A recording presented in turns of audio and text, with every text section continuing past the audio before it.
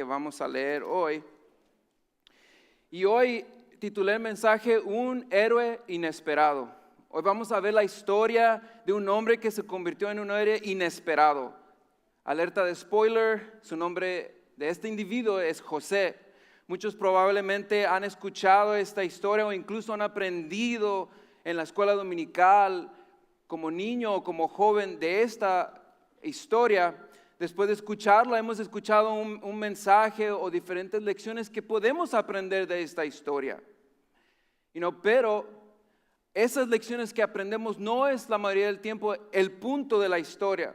Si no has escuchado esta historia de José o tal vez la olvidaste, pues es que es bueno porque no vas a ser parcial hacia la historia. ¿Y qué les diría hoy? ¿Qué pasaría si les dijera que esta historia no significa lo que la mayoría piensan que la historia significa o incluso creen saber el significado? ¿Qué dirían si les digo que esta historia tiene mucho más profundidad, tiene un significado más profundo y con más peso de lo que ustedes se imaginan? Así que hoy veremos el verdadero punto y el significado de esta gran historia.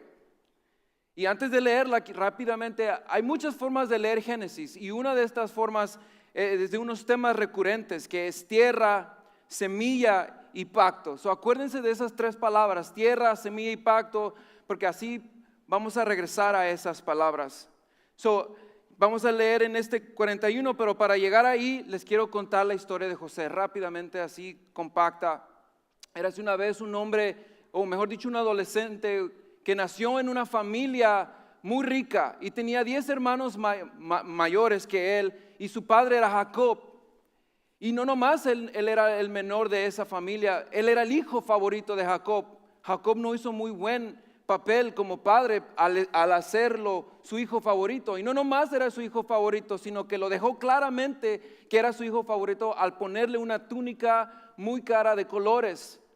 Sus hermanos lo empezaron a odiar. Sus hermanos lo empezaron a tener celos, al punto de donde llegaron a decir, lo queremos matar, no queremos que él ya viva con nosotros, porque el padre lo hacía acepción de persona y lo trataba mejor. Entonces plantearon matarlo, pero antes de matarlo dijeron, mejor no nos queremos ensuciar las manos, y lo tiraron en un pozo. Y al él estar en un pozo, ahí no sabían qué iban a hacer con él, y iban unos ismaelitas pasando, y a los ismaelitas pasar dijeron, ¿saben qué? Mejor lo vamos a vender a estos ismaelitas. Y estos ismaelitas vendían esclavos en Egipto. Se lo sacaron del pozo y lo entregaron a estas personas y lo llevaron como esclavo hacia Egipto.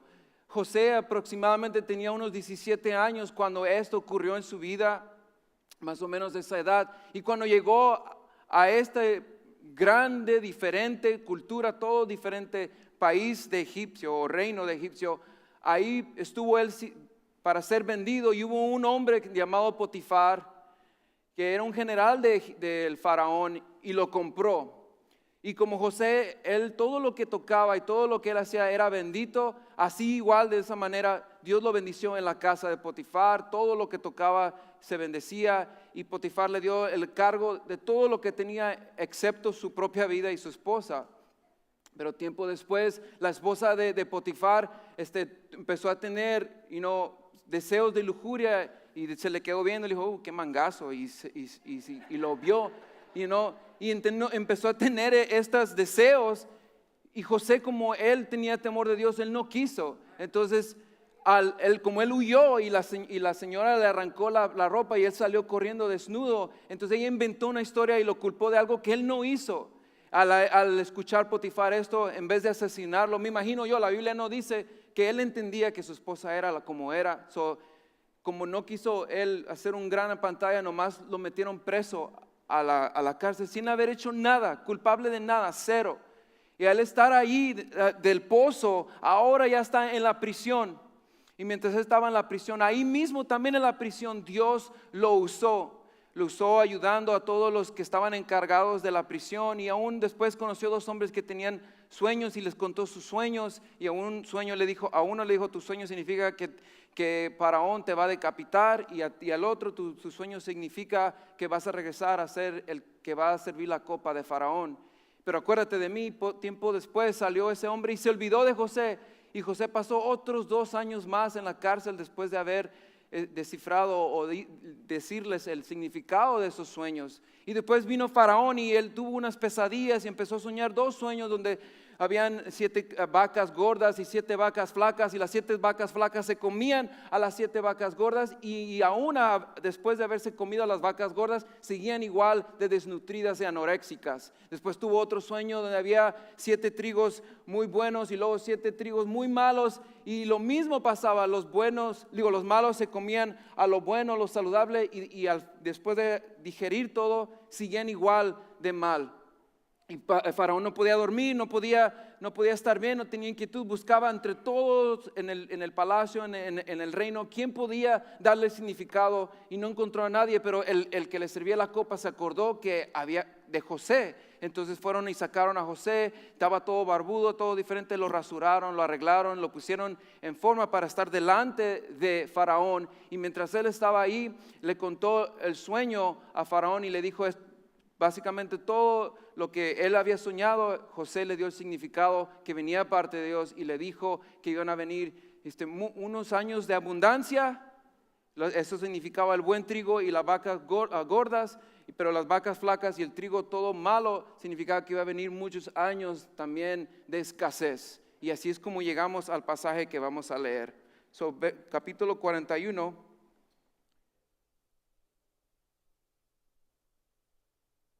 Verso 37 en adelante, y voy a leer de la versión Nueva Traducción Viviente, y dice: las sugerencias de José fueron bien recibidas por el faraón y sus funcionarios.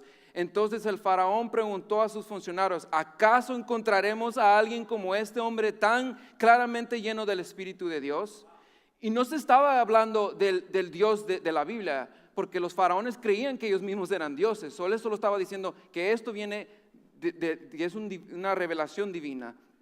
Así que Faraón dijo a José: ¿cómo Dios te ha revelado el significado de los sueños a ti? Es obvio que no hay nadie más sabio e inteligente que tú. Verso 40, quedarás a cargo de mi palacio, y toda mi gente recibirá órdenes de ti. Solo yo, sentado en mi trono, tendré un rango más superior al tuyo.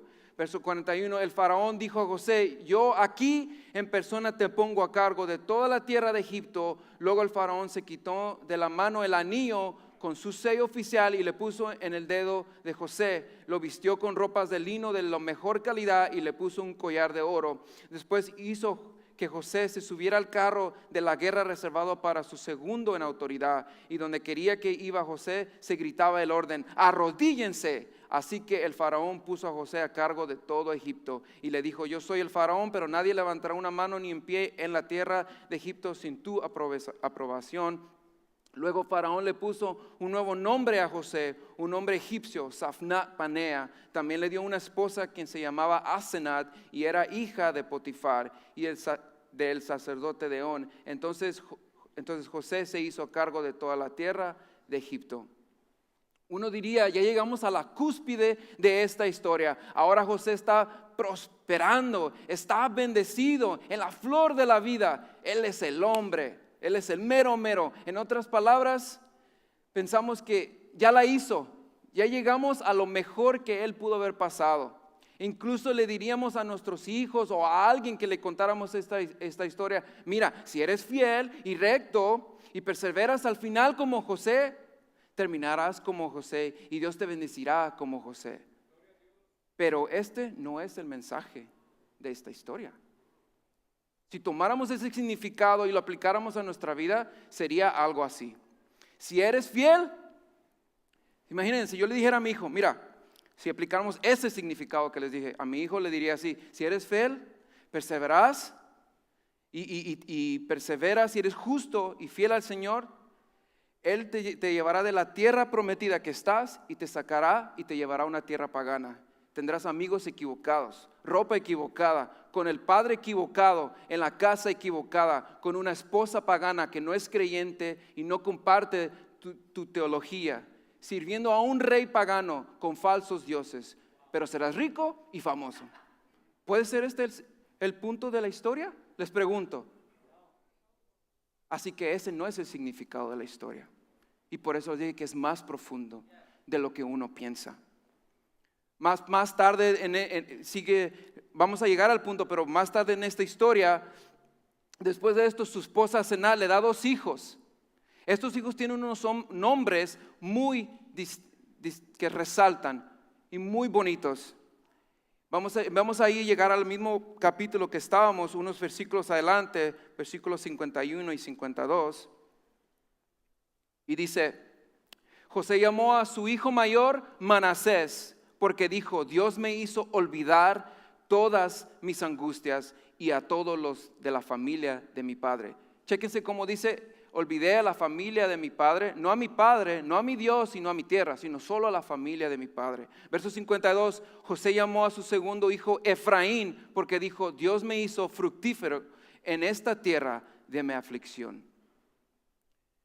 José indirectamente nos está diciendo que el ser rico y famoso llegara a esa cúspide que llegó, ese es el significado, con solo los nombres de sus hijos.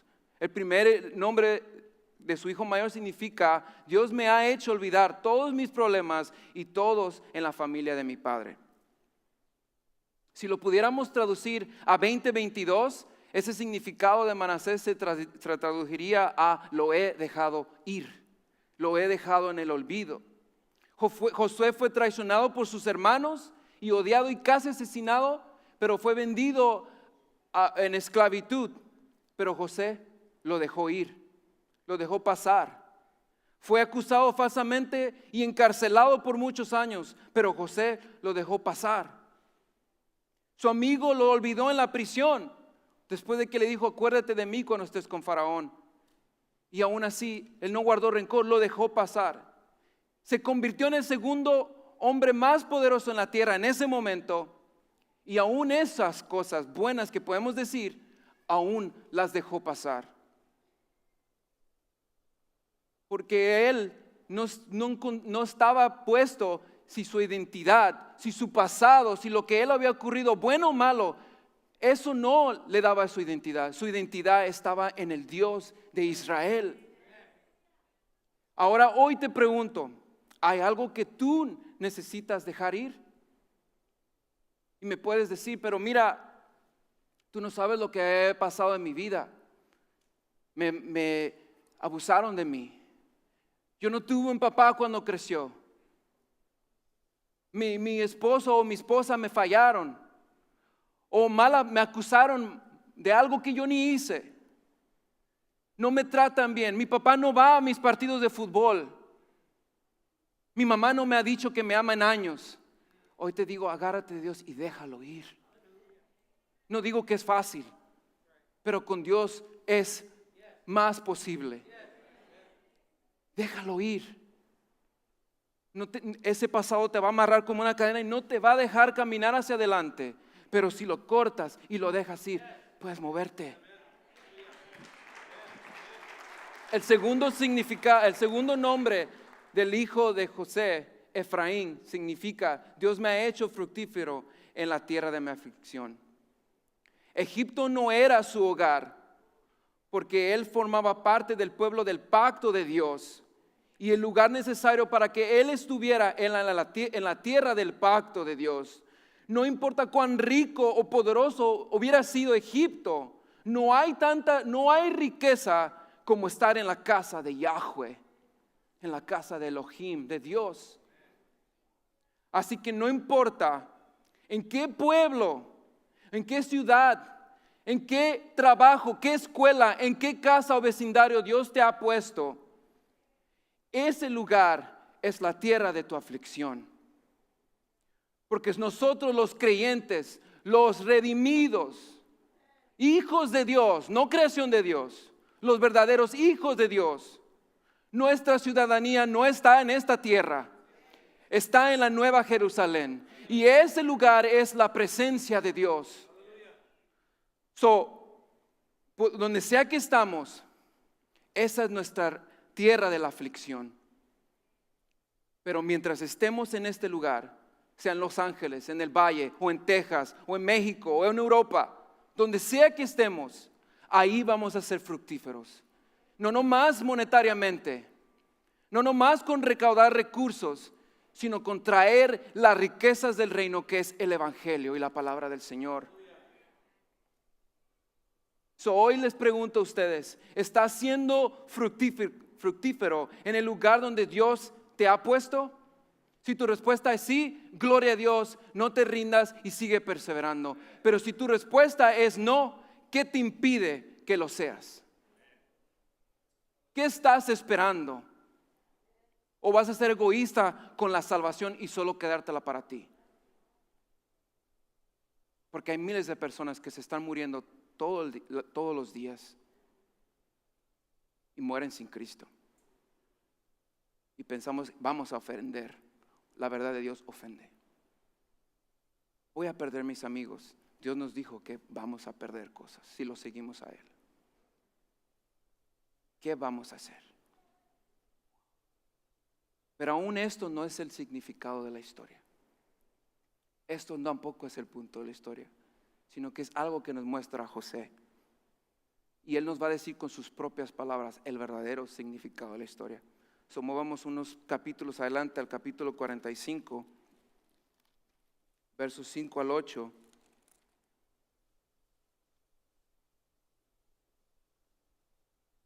Y cuando lo tenga, digan fuerte amén.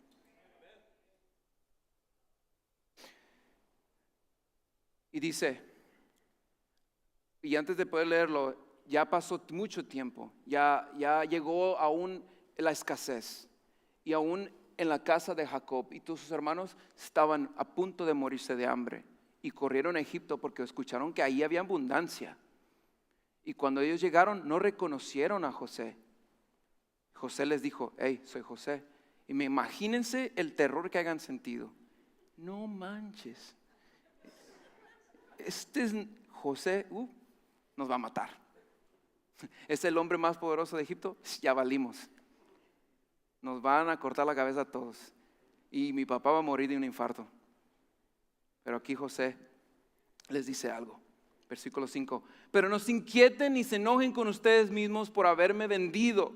Fue Dios quien me envió en este lugar antes que ustedes, a fin de preservarles la vida. El hambre que ha azotado la tierra estos 2 últimos años durará otros 5 años más, y no habrá ni siembra ni siega. Verso 7. Dios me hizo llegar antes que ustedes para salvarles la vida a ustedes y a sus familias y preservar la vida de muchos más. Por lo tanto, fue Dios quien me envió a este lugar y no ustedes. Y fue a quien me hizo consejero de Faraón y administrador de todo su palacio y gobernador de todo Egipto. Y después murió Jacob y sus hermanos empezaron a dudar otra vez. Ya murió mi papá, tal vez no nos mató porque nuestro papá estaba vivo. Ahora que ya murió nuestro papá, ahora sí nos va a matar. Vayan al capítulo 50, verso 20.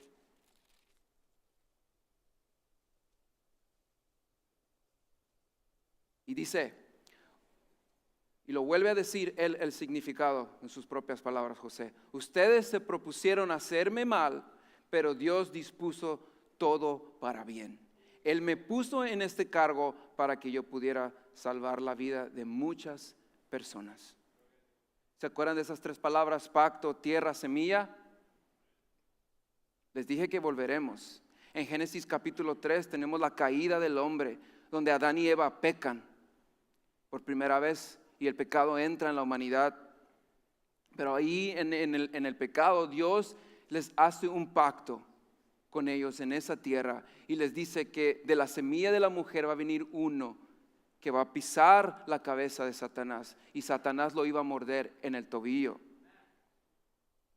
Y después vino a Adán y tuvo un hijo y de él, linaje de él iba a venir la semilla, y Adán tuvo un hijo llamado, 2 hijos, Caín y Abel, pero Abel era la semilla prometida del Señor, pero Caín mató a Abel, entonces ya no había semilla, pero Dios nos trajo un sustituto, Seth, y de Seth, de la línea de Seth, él era la semilla prometida, nació de su línea un hombre que se llama Abraham.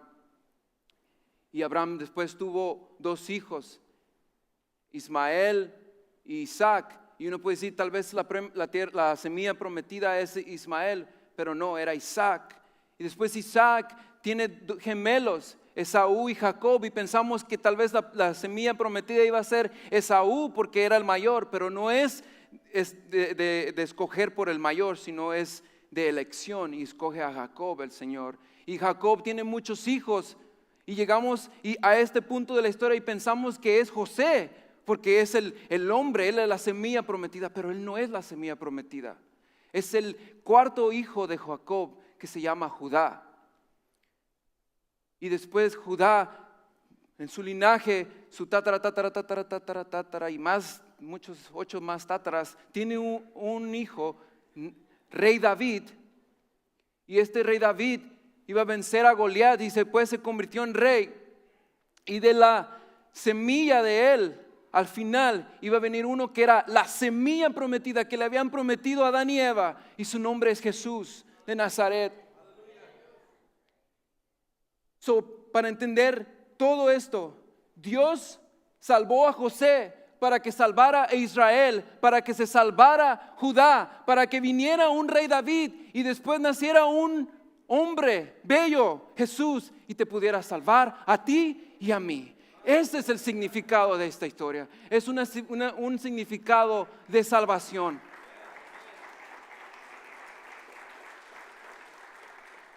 Y estando yo leyendo esto, y con esto voy a terminar, me puse allí estudiando este mensaje, y ahí en el Señor, yo hablando con Él, Señor, tanto amor, tanta comprensión, tanta misericordia, tanto tú me has dado. Yo no merezco tu perdón. Yo no merezco tu salvación, tu misericordia, tu gracia, no la merezco. Y leyendo las escrituras es como que casi pudiera oír al Señor audiblemente, y Él me dice, no mereces mi perdón, pero quiero perdonarte. No mereces mi gracia, pero te la voy a dar. No mereces mi amor, pero yo soy amor y te quiero amar. Si tú eres un redimido hijo de Dios, hoy es un día para que te regocijes, porque tu Dios te ama y hizo hasta lo imposible para salvarte. Y si tú no eres un redimido, un hijo de Dios, ¿qué estás esperando para rendirte al señorío de Jesús? Hoy regocíjense, levanten, saquen el pecho y sonrían, porque tenemos un Dios que nos ama y nos ha salvado. Y vamos a pasar nuestra ciudadanía en la Nueva Jerusalén. Póngase de pie.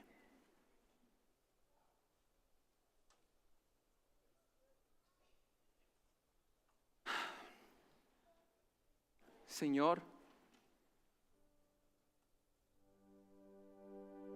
como dice esa canción, Señor, hasta los cielos llega tu gloria, misericordia. ¿Quién somos nosotros, Señor, para recibir todo lo que tú nos das? Nos permitiste despertar, nos permitiste de poder ver y llegar a este lugar.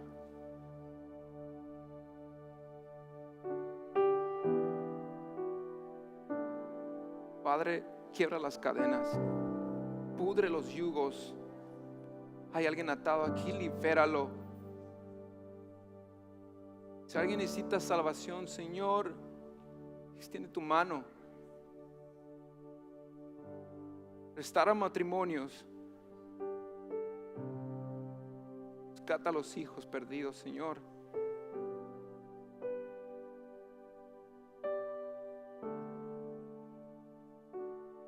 Gracias, Señor. Mil gracias. Si hay alguien aquí, este mensaje fue corto, y tú has sentido en tu corazón que Dios te ha hablado y tú quieres rendirte por primera vez al Señor, te invito a que levantes tu mano, ¿sí? Que podamos orar por ti. Estás viendo por las redes sociales, ahí mismo, o te alejaste del Señor y no estás caminando como Él os manda. Usted te quiere reconciliar y quiere regresar a los caminos del Señor. Nadie te va a juzgar. No somos nadie para juzgarte. Levanta tu mano, quiero orar por ti.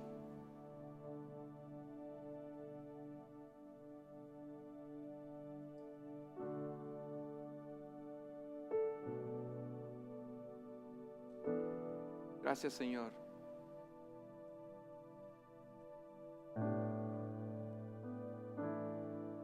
Señor, gracias por todo lo que tú has hecho en nuestras vidas. Gracias porque hasta este momento tú nos has traído y no estuviéramos aquí sin ti. Tú nos has cargado en tus lomos y nos has empujado hacia adelante, Señor. Entregamos la gloria y la honra.